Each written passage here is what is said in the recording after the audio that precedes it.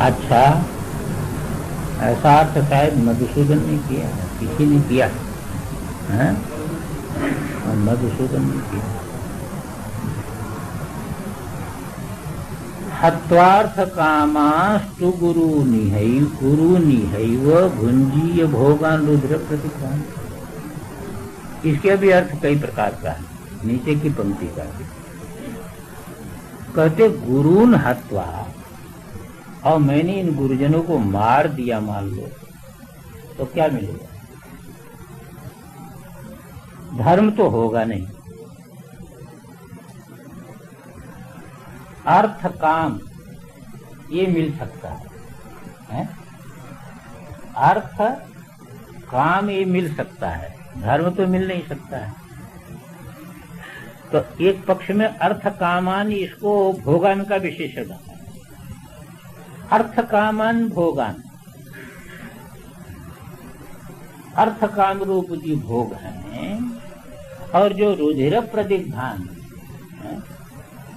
जो खून जो है, यहाँ जो खून बहेगा उस खून से लिपे हुए रहेंगे। आखिर उन्हीं के लिए तो खून बहेगा, तो खून का जो है बहना उसके साथ संबंधित हो जाएगा नहीं, उन भोगों के साथ। तो ऐसे अर्थ का मान ये जो है, यही वो भुंजीय, इस लोक में खाने पीने मात्र के लिए रहेगा, कोई धर्म तो उससे बनने वाला नहीं। एक अर्थ एक ही होता है। दूसरा अर्थ ऐसा करते हैं कि भाई देखो, किसी ने किया है ऐसा अर्थ, सुन लीजिए उसको। यदि कोई कहे कि भाई ये गुरु को मारने की बात जो हो रही है, ऐसा नहीं, ऐसा शास्त्र कहता है, गुरु भी जब कार्य का विचार न करके पाप में लग जाए तो उसको दंड राजा को देना चाहिए। याद है किसी को? गुरु अपि अवलिप्त कार्यम अजानत। यदि जो है वह अवलिप्त है, कार्य का विचार नहीं करता है, तो उसका भी प्रतिकार करना चाहिए। इसलिए ये कैसे हैं? अर्थ कामान गुरुन, और गुरुन का भी विशेषण बना सकते हैं।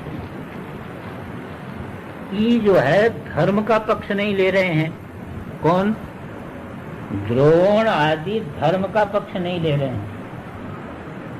इसका मतलब अर्थ काम का पक्ष ले रहे हैं, धर्म का पक्ष ले नहीं रहे हैं। ये धर्म का पक्ष नहीं ले रहा है, वो अर्थ काम का पक्ष ले रहा है। तो अर्थ कामान गुरु, ये अर्थ और काम वाले जो ये गुरु हैं, तो इन गुरु को मारने में तुमको दोष नहीं लगेगा।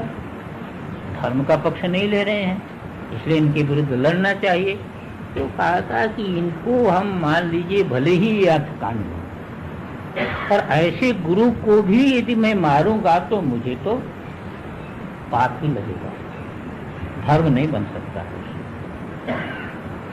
और रुद्र प्रतिग्धान भोगान है वो भुंजीय, रुद्र से सने हुए जो भोग हैं, वो भोग यहाँ पर भले ही भोगने को मिल जाए, पर इससे कोई हमारा जो है कल्याण जो है श्रेय नहीं बनने वाला है, ऐसा अर्थ करते हैं। कोई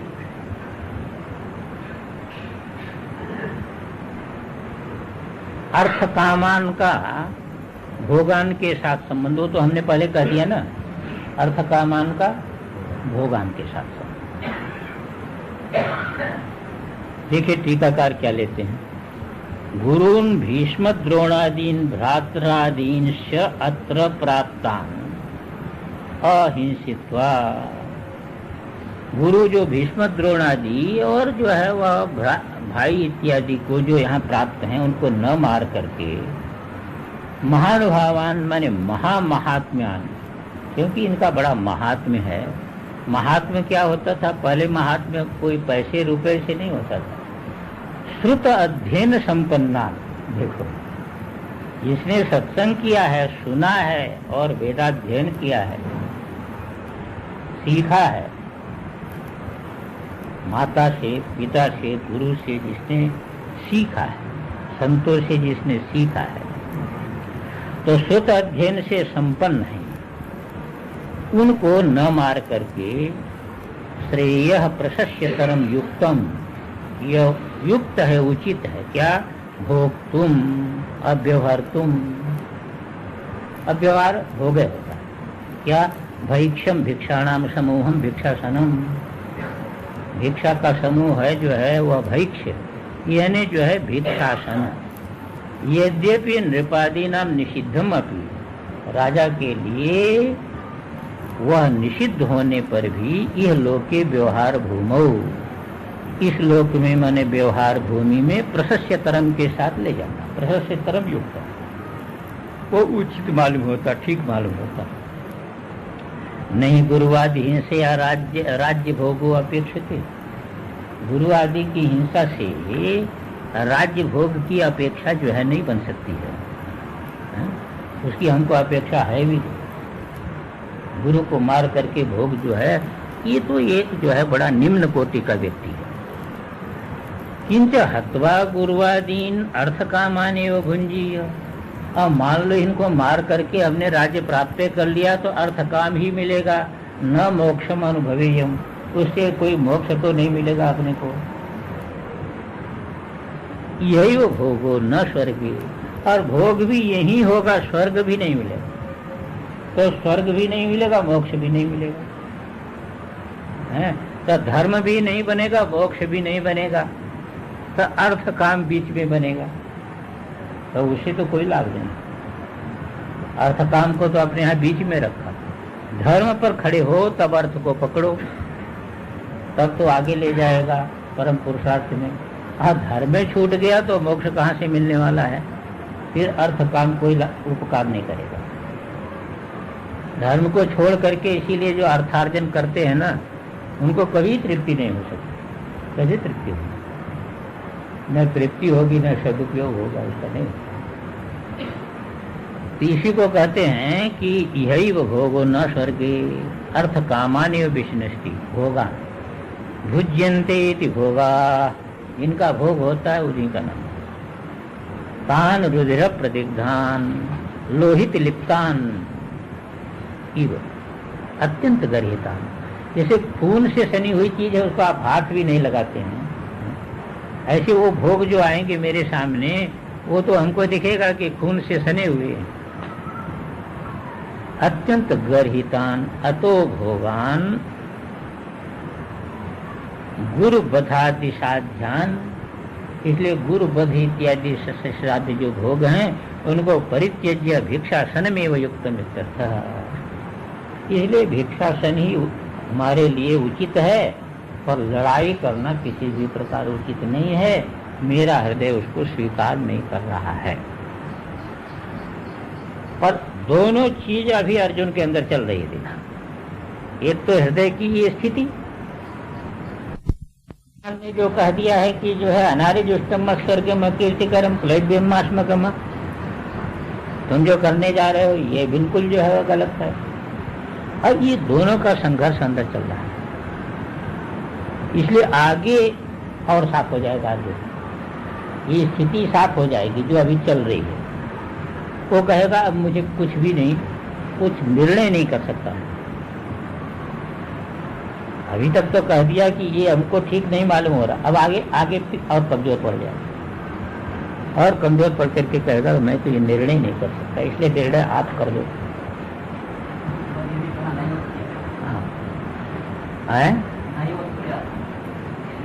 हाँ वो कहेगा, वो प्रसंग में आएगा। ओम पूर्णमदः पूर्णमिदं पूर्णात् पूर्णमुदच्यते पूर्णस्य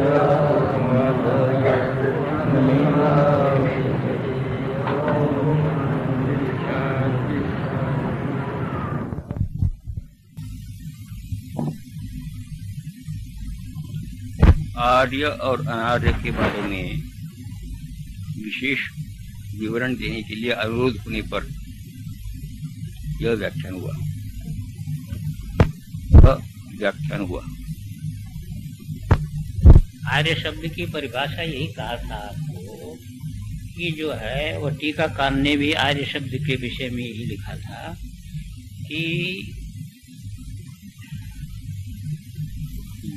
शास्त्र देखिए, अनार्य शास्त्रार्थम अविद्वत भी जुष्ट, जो शास्त्र के अनुसार जिनका जीवन नहीं है, शास्त्र के तात्पर्य को जो नहीं जानते, उनके द्वारा जुष्ट व्यवहार, उनके द्वारा सेवित व्यवहार, वह व्यवहार हो गया अनार्य जुष्ट। आर्य होता है संस्कारित पुरुष, जो शास्त्र के तात्पर्य को जानता है। कोई कोई टीकाकार तो आर्य से ज्ञानी ले लिया, शास्त्र के तात्पर्य को जाने। वो टीकाकार ऐसा मानते हैं कि तीनों दृष्टि से देखो, ज्ञान दृष्टि से यानी शास्त्र के तात्पर्य बोध की दृष्टि से, और परमार्थ स्वर्ग की दृष्टि से, इस लोक की दृष्टि से। कुछ लोग इस लोक की दृष्टि से व्यवहार करते हैं, तो जो इस लोक की दृष्टि से व्यवहार करते हैं, उनकी दृष्टि में इस लोक में सबसे बड़ा सुख क्या है? यश, कीर्ति। और कुछ लोग इस लोक की दृष्टि से नहीं, स्वर्ग की दृष्टि से व्यवहार करते हैं। ये हमारा जो व्यवहार है वो धर्म रूप होगा कि अधर्म रूप होगा? हमको स्वर्ग प्राप्त कराएगा, कोई लोक प्राप्त कराएगा कि नहीं प्राप्त कराएगा? ये दृष्टि हो गई। और एक जो तत्वज्ञ होता है वो तत्वज्ञ की दृष्टि है। तो तत्वज्ञ भी स्वभाव प्राप्त जो कर्तव्य है उस कर्तव्य में प्रवृत्त होता है, और वह कभी नहीं सोचता ये मर जाएगा, ये नहीं मरेगा, ये मेरा संबंधी है, असंबंधी है, ऐसा तत्वज्ञ की दृष्टि नहीं होती। तत्वज्ञ की दृष्टि में ये मरेगा, जिएगा, आत्मा मरने वाला है, जीने वाला है, ये दृष्टि नहीं रहती उसकी। दूसरी चीज जो है वह संबंध, ये लौकिक संबंध को प्रधान नहीं मानता है ना। और तीसरे जो है वह व्यवहार मात्र के प्रति अक्रियता रहती है उसमें। ये ज्ञानी की दृष्टि है ना। तो ज्ञानी की दृष्टि से भी तुम्हारा व्यवहार नहीं बनता है, यानी तुम्हारा व्यवहार अनार्य जुष्ट है। अज्ञानी जो है, अज्ञानी जो पामर पुरुष है उसी के द्वारा सेवित है। दूसरा, तुम्हारा व्यवहार स्वर्ग देने वाला है नहीं, क्योंकि क्षत्रिय को अधर्म के विरुद्ध लड़ते लड़ते मर जाने से स्वर्ग मिलता है, इसलिए तुम्हारा व्यवहार स्वर्ग देने वाला नहीं। और तुम्हारा व्यवहार इस लोक में भी यश देने वाला नहीं। तो कहीं कहीं दोनों जगह ये लेते हैं, शास्त्र के द्वारा संस्कारित, शास्त्रानुसार चलने वाला व्यक्ति, अथवा शास्त्र तात्पर्य को बोध रखने वाला जो ज्ञानी। तो ज्ञानी भी स्वाभाविक रूप में व्यवहार में प्रवृत्त होता है। वो ये नहीं विचार करेगा कि मर जाएगा, ये जिंदा होगा, ये सब विचार उसके नहीं है। तो तुम्हारा व्यवहार तीनों दृष्टि से गलत है। अनार्य जुष्ट है, अकीर्तिकर है, अस्वर्ग है। इसकी संगति भी ऐसे बनती है क्योंकि पहले आर्य दृष्टि के लिए त्वम पदार्थ का शोधन आएगा इसी गीता में, है ना। तो त्वम पदार्थ का शोधन जो है आर्य दृष्टि है, वो आत्मा को बिल्कुल शरीर से पृथक करके जानता है, आत्मा को मरने जीने वाला नहीं जानता है। ये आर्य दृष्टि है, इसी का विस्तार है। और उससे उसके बाद जो है स्वधर्ममपि सापेक्ष ये आएगा कि अपने धर्म को देख करके भी तुमको विचलित नहीं होना चाहिए कि तुम लड़ते लड़ते मरोगे तो स्वर्ग में जाओगे। और तीसरी चीज वहीं आई, ये कि तुम युद्ध नहीं करोगे तो ये सब तुम्हारी निंदा करेंगे। अब उससे बढ़कर के और क्या मौत हो सकती है, एक प्रतिष्ठित व्यक्ति की निंदा हो। तो ये इसमें ये सूत्र रूप में दिखाई देता है विचार करने से, और उसी का विवरण है पहले आर्य दृष्टि, और फिर जो है वह स्वर्ग देने वाला। ये जो युद्ध है तुम्हारा आर्य दृष्टि से भी ठीक है, शोक आर्य दृष्टि वाला ऐसा शोक नहीं कर सकता कभी, और स्वर्ग भी देने वाला है, और तुम जो है विजय को प्राप्त करोगे तो श्लोक भी प्राप्ति। तो इसी का विवरण मालूम होता है। आर्य मधुसूदन जी ने मेरा ख्याल यही अर्थ किया, यानी आत्मदृष्टि। मुमुक्षु का जो व्यवहार है वही ज्ञानी का स्वभाव है, वो एक ही बात। तो 5 हो गया था ना। क्षत्रियाणाम स्वधर्मत्वादि युद्धमेव श्रेय, स्वधर्मत्वादि युद्धमेव, स्वधर्मत्वात् युद्धमेव श्रेयस्करम इत्याशंक्या। अभी तो कोई कहे कि भाई क्षत्रिय का स्वधर्म तो युद्ध ही है ना, अन्याय के विरुद्ध लड़ना यही क्षत्रिय का धर्म है, तो तुमको युद्ध क्यों नहीं करना चाहिए। तो अब देखिए कि इस स्थिति में अगर चित्त का अध्ययन करते जाइए, अर्जुन का चित्त पहले तो कितना तर्क दे करके निर्धारित किया था, और भगवान ने एक जो है बाण छोड़ दिया, अनार्य जुष्टम अस्वर्गम कीर्तिकरम। तब फिर आपने हृदय की स्थिति भगवान के सामने रखा, और उसने कह दिया कि हमारा हृदय स्वीकार ही नहीं कर रहा है इसको कि मैं गुरुजनों को मारूं। अब यहाँ तक स्थिति ये आ गई कि अब जो उसका अपना पक्ष था वो शिथिल हो रहा, अब वो ये संशय में पड़ गया, अपना पक्ष शिथिल हो रहा। भगवान ऐसा कहते हैं और मेरी बुद्धि ऐसी कहती है, तो निर्णय नहीं कर पा रहा है कि कौन सा पक्ष ठीक है, कौन सा पक्ष ना ठीक। युद्ध करना ठीक अब तक था कि युद्ध न करना ठीक है, पर अब अर्जुन के अंदर आ रहा है कि युद्ध करना ठीक है कि न करना ठीक है, ये हमारी बुद्धि निश्चय नहीं कर पा रही है, संशय में। न चैतद विद्मः कतरन्नो गरीयो यद्वा जयेम यदि वा नो जयेयुः यानेव हत्वा न जिजीविषामः तेव स्थिता प्रमुखे धार्तराष्ट्राः। कहते भगवान न च एतद् विद्मः, वयम न विद्महे, हम ये नहीं समझ पा रहे, नहीं जान पा रहे कि युद्ध न करना और युद्ध करना, इन दोनों में श्रेष्ठ कौन है।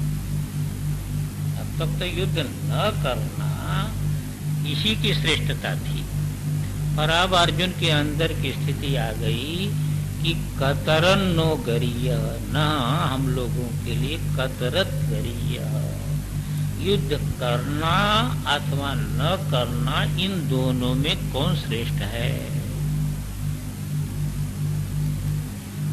एक चीज ये है।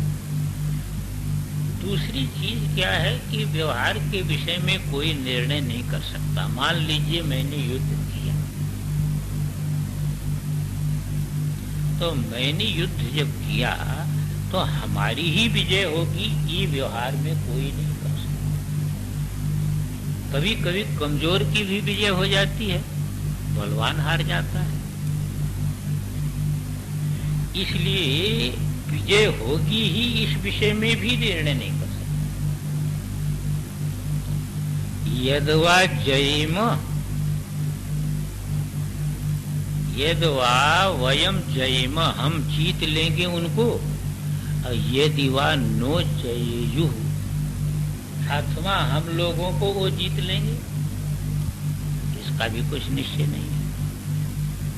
अरे कहा ये सब थोड़ो जो है वह पर अपनी जीत मान करके ही युद्ध करना पड़ता है। अब वही जहां पर मूल है ना, वो मूल बार बार आ जाता है। जो संबंध प्रतीत हो रहा था ना, यही मूल है, और वही अर्जुन की इस स्थिति में ले आया। इसलिए वो बारंबार अर्जुन के हृदय से निकलता है। वो कहता है यान एव हत्वा न जिजीविषा। ये हमारी सब संबंधी, ये संबंधियों को मार करके तो मैं जीना भी नहीं चाहता। राज्य काहे के लिए चाहिए? अब परिवार को मार करके राज्य लेकर के क्या करें? इसलिए जिनके लिए व्यक्ति राज्य का संचय करता है, जिसके लिए सुख का संचय करता है, तो उनको मार करके जो है वह करने से क्या होगा? तो यान एव हत्वा न जिजीविषाम, जिनको मार करके हम जीने ही नहीं चाहते हैं, ते धातराष्ट्रा प्रमुखे अवस्थिता, वो ये धृतराष्ट्र के पुत्र मेरे भाई संबंधी सामने खड़े हैं मरने के लिए। प्रमुखे यहाँ सामने, सन्मुखे, प्रमुखे का अर्थ यहाँ पर कर लीजिए सन्मुखे, ये सन्मुख ही खड़े। तो इससे यही द्योतित होता है कि वही संबंध की बात बारंबार उसके अंदर आती है। धर्माधर्म की बात उतनी प्रबल नहीं है जितनी संबंध की बात उसके अंदर प्रबल है। कि जिनको मार करके हम जीने नहीं चाहते हैं, वो हमारे सन्मुख मरने के लिए खड़े हैं। तो युद्ध करने से कोई लाभ दिखाई नहीं दे रहा। थोड़ी टीका है, ये तदपि न जानीमो, यह भी हम नहीं जानते हैं कि भयक्ष युद्धयो, लड़ाई न करके भिक्षा मांग के जीवन निर्वाह कर लेना अथवा युद्ध करना क्षत्रिय का धर्म होने से, इन दोनों में कतरन नो अस्माकं गरीय श्रेष्ठम, हम लोगों को कौन सी बात श्रेष्ठ है? किम भैक्षम हिंसा शून्यत्वात्, क्या भीख मांग करके जीवन निर्वाह कर लें, इसमें किसी प्रकार की हिंसा नहीं करनी पड़ेगी, इसलिए ये श्रेष्ठ है। उत युद्धम स्ववृत्तित्वात्, अथवा युद्ध श्रेष्ठ है क्योंकि अपनी वृत्ति है, अपना धर्म है, अपना जातिगत धर्म है ना, जाति की एक वृत्ति होती है। ये दोनों में कौन श्रेष्ठ है? संत तो ये नहीं निर्णय कर पा रहे। दूसरी चीज जो है संदिग्धा जय स्थिति, जय की पराजय की स्थिति भी संदिग्ध ही है। किम साम्यम ये उभयेषाम यद्वा वयम जयेम अतिशयीम ही यदि वा नो अस्मान धार्तराष्ट्र दुर्योधनादयो जययु। ये भी स्थिति ठीक नहीं बन रही है। समता रहेगी दोनों में, न हम उनको जीत पावे न वो हमको जीत पावे, बराबर हो गए। आज बस वो है ना नाग पंचमी, आज पहले देहातों में सब जगह कुश्ती का आयोजन होता था। गांव के सब जो है 14-12 से ऊपर के लड़के जो है वह 20 वर्ष 25 वर्ष तक के अखाड़े में उतरते थे और जोड़ा बनता था, फिर होता था। कहीं बराबरी में छूट जाता था, कहीं एक दूसरे को हरा देता था, कहीं दूसरा उसको हरा देता था। अब तो धीरे धीरे सब गायब हो रहा है। पहले प्रत्येक गांव में ये बात है। तो कहते किम साम्य में वो भयसाम, दोनों में समतय पर छूट जाएगा। यदवा वयम जयेम अतिशयी में ही, अथवा हम जीत लेंगे उनको। यदि वा नो माने अस्मान हम लोगों को, धार्तराष्ट्र दुर्योधनायो जययु, दुर्योधन इत्यादि जीत लेंगे। अरे ये तुम क्यों कह रहे हो बारंबार? कहा जातो भी जयो न फलवान। यदि मान लो हम लोग जीत भी गए तो फल तो कुछ मिलने वाला नहीं है। कहा क्यों? ये तो यान बंधुन हत्वा न जिजीविषामो जीवितुम नेच्छामः, इसलिए कि जिन बंधुओं को मार करके मैं जीवित ही रहना हम नहीं चाहते हैं, ते एव अवस्थिता सन्मुखे और प्रमुखे सन्मुखे, वो हमारे सामने खड़े हैं। धार्तराष्ट्र धृतराष्ट्र से अपत्यानि, वो धृतराष्ट्र के पुत्र हमारे सन्मुख खड़े हैं। तस्मात् भैक्ष्याद युद्धस्य श्रेष्ठत्व न सिद्धम, इसलिए भीख मांग के जीवन बिताने की अपेक्षा युद्ध करना ठीक नहीं मालूम हो रहा, श्रेष्ठ है ये नहीं मालूम होता। इसलिए आपकी बात भले ही मानने पर ये संदेह जो है वह हो गए। अब देखिए और अंदर जो है वह अंदर का भाव और आए।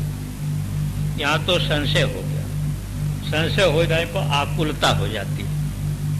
जब संशय हो जाता है तो आकुलता हो जाती है। ये संशय कैसे दूर हो, इसके लिए आकुलता हो जाती है, क्योंकि अनिर्णय की स्थिति बड़ी भयानक स्थिति होती है। और विचारशील पुरुष के लिए, वीर पुरुष के लिए अनिर्णय की स्थिति बड़ी भयानक स्थिति। पामर की बात तो नहीं कहते, पर जो शास्त्रज्ञ पुरुष है, जो विचारशील पुरुष है, वीर पुरुष है, उसको अनिर्णय की स्थिति जो है बड़ी ही डबाडोल स्थिति है। और निर्णय अर्जुन नहीं कर पा रहा है, निर्णय अर्जुन नहीं कर पा रहा है। इसलिए एकदम उसका हृदय जो है वह विह्वल हो जाता है। इसके लिए निर्णय कैसे हो, निर्णय कैसे हो, किससे निर्णय करावे? तो भगवान को छोड़ करके तो उसके पास कोई है नहीं जिससे निर्णय करावे। इसलिए भगवान से निर्णय कराना है और उस निर्णय के अनुसार अपने को कार्य करना है। ये उसके अंदर एक चीज आती है कि निर्णय होना चाहिए। इसी को कहते हैं समधिगत संसार दोष जातस्य अतितराम निर्वर्णस्य। जब ये संसार में दोष दिखने लगता है, परीक्षलोकान कर्मचितान ब्राह्मणों निर्वेद माया, जब ये जगत की परीक्षा कर लेता है साधक, तो उसको वैराग्य हो जाता है। हम लोग परीक्षा नहीं करते, ये जगत के लोग बिल्कुल परीक्षा नहीं करते। उसी काम से एक बार दुखी होंगे, फिर एक घटना से समझ लेना चाहिए। जैसे एक चावल जो है टो करके माताएं समझ लेती पूरे बर्तन का चावल पक गया, ऐसे जगत की एक व्यवहार से समझ लेना चाहिए कि सारा जगत ऐसे ही है। उससे समझ लेना चाहिए, पढ़ लेना चाहिए जगत। एक संत कहते थे कि जो पढ़ ले जगत को ज्ञानी हो जाए। जब पढ़ लेगा तो इसको लगेगा कि हमारा मन भगवान ही जान सकता है, दूसरा कोई हमारे मन को आदर देने वाला नहीं। ये पढ़ लेगा तो जानेगा कर्म का जितना फल है अनित्य है, उससे सुख, स्थायी सुख कभी मिल सकता ही नहीं। कर्मचिता लोका परीक्षा, कर्म से जो फल प्राप्त है वह कभी भी नित्य हो नहीं सकता है, ऐसी परीक्षा कर लेता है। तो यहां भी तब उसको क्या होगा, वैराग्य हो जाएगा, मुमुक्षा हो जाएगी। ये जगत से हटने का परमेश्वर के प्राप्ति के लिए उसके हृदय में तड़पन हो जाएगा। न अकृतकृतेन, ये इस कर्म के द्वारा भगवान मिलने वाला नहीं है, इसका फल तो अनित्य है। हमको तो नित्य फल चाहिए, हमको नित्य सुख चाहिए। नित्य सुख है संसार में मिल नहीं सकता। ऐसी परीक्षा उसके अंदर हो जाती है। तो कहा कि वही समधिगत संसार दोष जातस्य, जब संसार के दोष समुदाय को ठीक ठीक समझ लेता है तो अतितराम निर्वर्ण्य, अत्यंत वैराग्य इसको उत्पन्न हो जाता है। तो मुमुक्षोः उपसन्यस्य आत्मोपदेश संग्रहणे अधिकार। तो श्रुति कहती फिर वो कहाँ जाए, जंगल में जाके बैठ जाए। काने स गुरुमेवा विगच्छेत्, जो अपना पूरा समाधान चाहता है, सच्चा सुख चाहता है, आत्मदर्शन चाहता है, मोक्ष चाहता है उसको गुरु के पास जाना चाहिए, ये शास्त्र कहता है। उसको गुरु के पास जाकर के और अपने हृदय की सच्ची बात सामने रखनी चाहिए और उनसे समाधान करना चाहिए। इसी बात को यहाँ पर उस मुमुक्षु जो शरणापन्न है, कैसे गुरु के पास जाए? अहंकार लेकर के न जाए, समित वाणी ही वह नम्र बन करके उपहार लेकर के अपनी अहंता को समर्पित करने के लिए गुरु के पास जाए। कैसे गुरु के पास जाए? जो श्रोत्रिय हैं, शास्त्र को जानते हैं, शास्त्र के अनुसार आचरण करते हैं और ब्रह्म में जिनकी निष्ठा है, संसार में निष्ठा नहीं, आत्मनिष्ठा जिनकी, ऐसे गुरु के पास जाए, ये श्रुति विधान करती है। उपसन्नस्य आत्मोपदेश संग्रहणे अधिकारम, ऐसा जो शरणागत है वह आत्म उपदेश संग्रह में अधिकार उसको है, इसकी सूचना देते हैं। अर्जुन कहता है कि कार्पण्य दोषोपहत स्वभावः पृच्छामि त्वा धर्म सम्मूढ़ चेता यच्छ्रेयस्यान्निश्चितं ब्रूहि तन्मे शिष्यस्तेऽहं साधिमां त्वां प्रपन्नम्।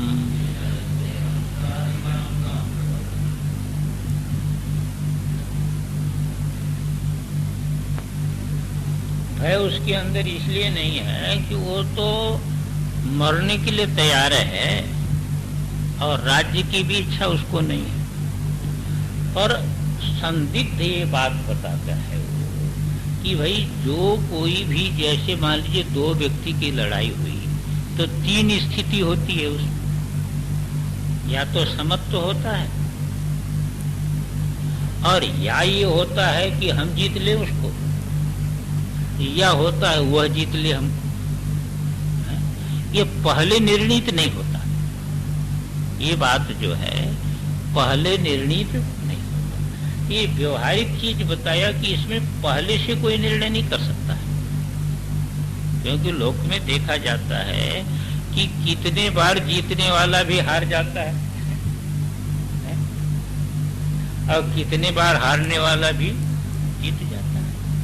बड़े बड़े वीर जो हैं वह जो है वह हार जाते हैं कभी कभी, ऐसा है। इसलिए वो एक व्यवहारिक स्थिति बताया कि इस विषय में जो है एक तो निर्णय नहीं कर पा रहा हूं मैं कि युद्ध न करना या करना, इसमें से हमको क्या करना चाहिए, एक तो ये समस्या है। कौन उचित है इसका निर्णय नहीं बुद्धि कर पा रही है।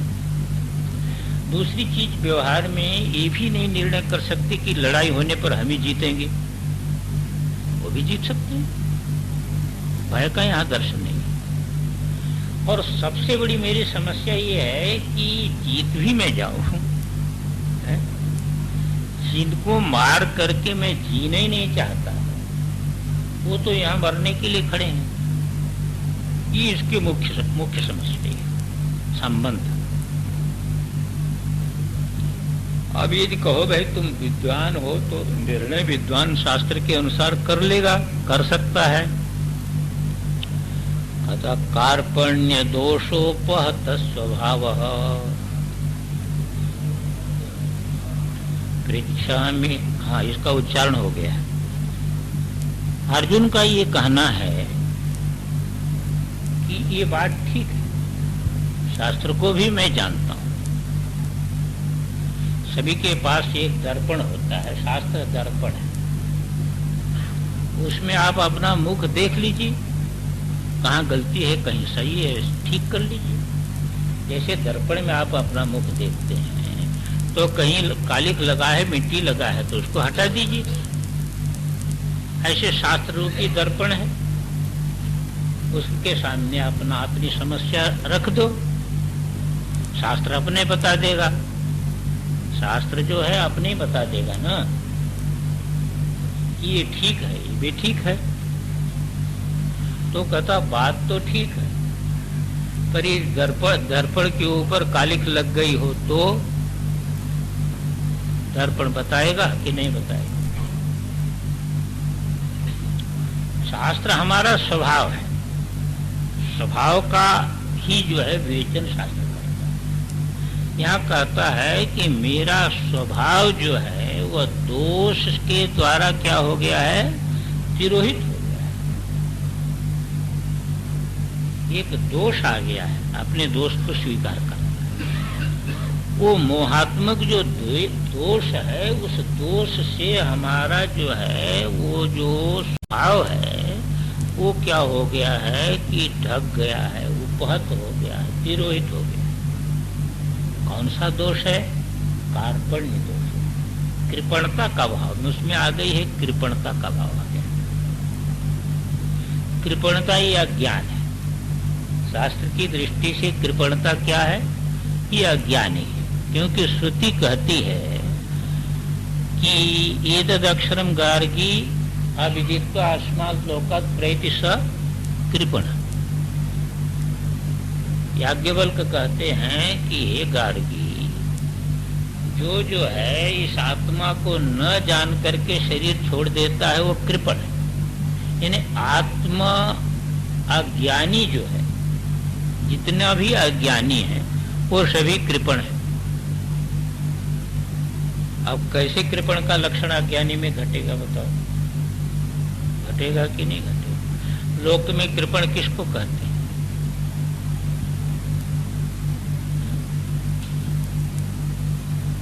कृपण किसको कहते हैं?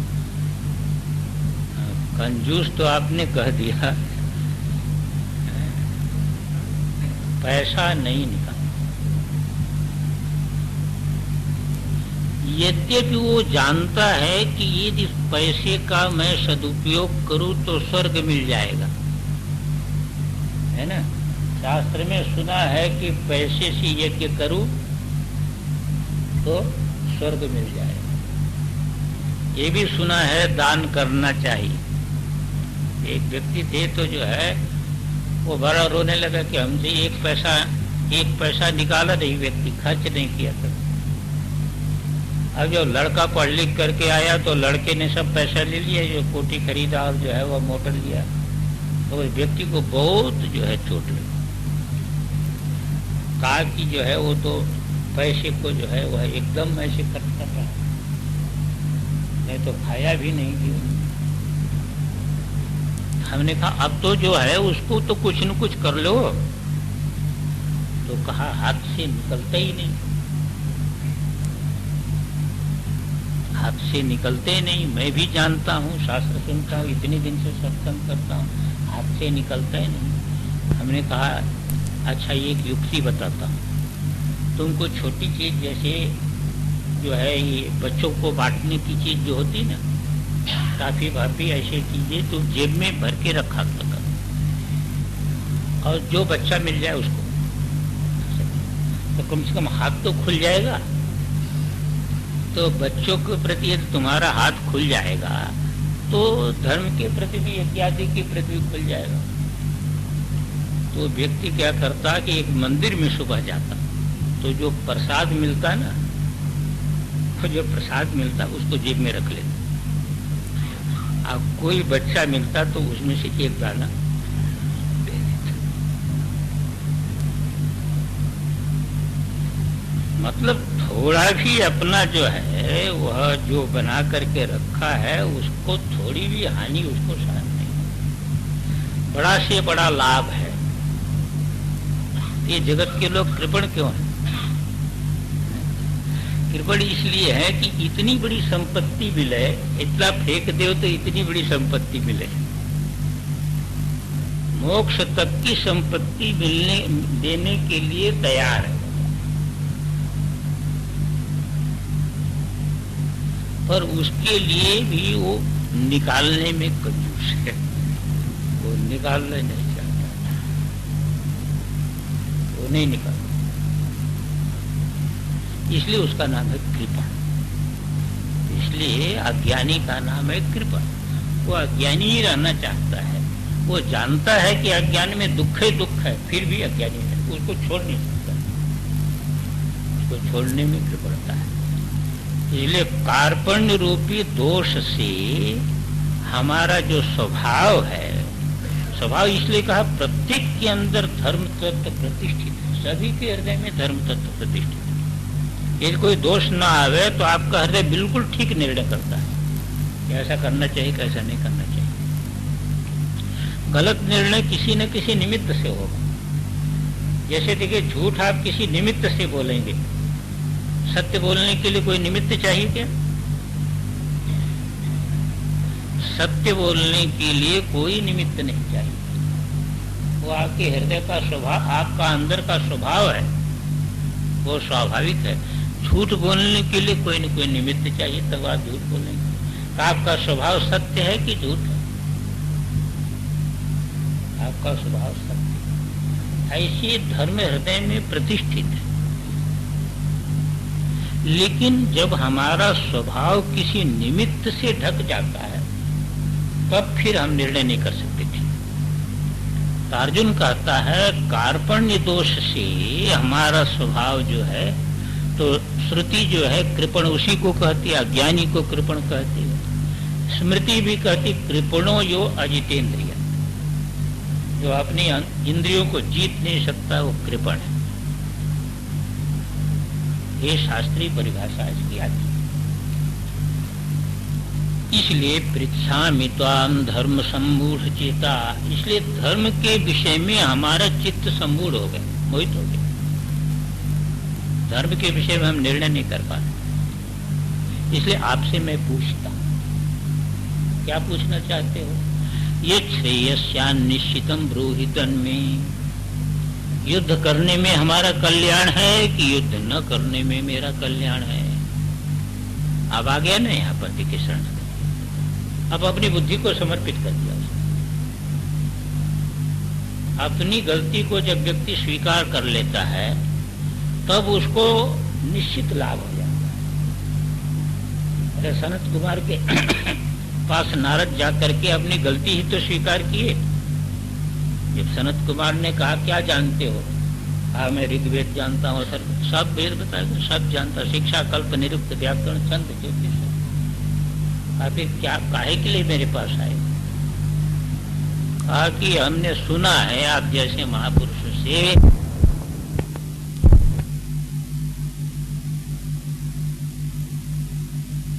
ज्ञानी को शोक नहीं होता, तथापि सोचा में भगवान मुझे शोक होता है। ये चीज जो है, जब तक इस सच्चाई को स्वीकार नहीं करेगा, तब तक वो आगे की सीढ़ी नहीं प्राप्त करेगा। अर्जुन ने सीधे स्वीकार कर लिया, धर्म सम्मूढ़ चित्त, धर्म के विषय में मेरा चित्त इस समय मोहित हो गया। इसलिए यश्रेयस्यान्निश्चितम ब्रूहितम, जो जिसमें कल्याण है वह आप निश्चय करके मुझे आप बतावें। ऐसे तो कैसे बता दे तुमको? अरे कोई रहस्यात्मक विद्या शिष्य को दी जाती है, जिस किसी को नहीं विद्या दी जाती। विद्या देने की एक प्रक्रिया है। विद्या कहती है कि जिस किसी के पास हमको नहीं फेंक देना, योग्य के पास दी जाती। तो जो अपनी अहंता का समर्पण नहीं कर सकता है, उसको विद्या कैसे दी जाएगी? अहंकारी को विद्या नहीं दी जाती। वो तो ऐसे है जैसे सर्प को दूध पिलाना और विष बढ़ाना। इसलिए अहंकारी को विद्या नहीं दी जाती। तुमको कैसे दे देंगे? तुम तो बड़ा ज्ञान छाट रहा था। अब यहाँ पर शिष्यस्ते हम, मैं आपका शिष्य हूँ, मैंने शिष्यत्व स्वीकार किया। समित पाणी श्रोत्रियम ब्राह्मणिष्ठम, समित पाणी यही है, शिष्यत्व स्वीकार कर लेना। मैं स्वीकार कर रहा हूं कि आप हमारे ऊपर शासन करें। अब आपका शासन रहेगा मेरी बुद्धि पर, मेरी बुद्धि का शासन नहीं रहेगा। पाम प्रपन्नम, आपके मैं शरणागत हूं। माम साधी, मुझे आप ठीक मार्ग का उपदेश करें। ये अहंता को छोड़ करके गुरु की शरणापत्ति है। इसके द्वारा ये बताया कि आत्मज्ञान प्राप्त करने का, यह धर्म का ठीक ज्ञान प्राप्त करने का, आत्मज्ञान प्राप्त करने की भारतीय परंपरा की जो है पद्धति यही है। बिना इसके जो है वह नहीं प्राप्त कर सकता। टीका में देखिए, यो अल्पाम स्वल्पाम अपि स्वक्षतिम न क्षमते स कृपण। आनंद गिरी जी लिखते हैं, जो थोड़ी भी अपनी क्षति को जो है नहीं सहन कर पाता, उसका नाम है कृपण। एक पैसा भी गिर जाए तो उपवास करेगा, वही चिंता लग गई, चिंता लग गई ना। ये चिंता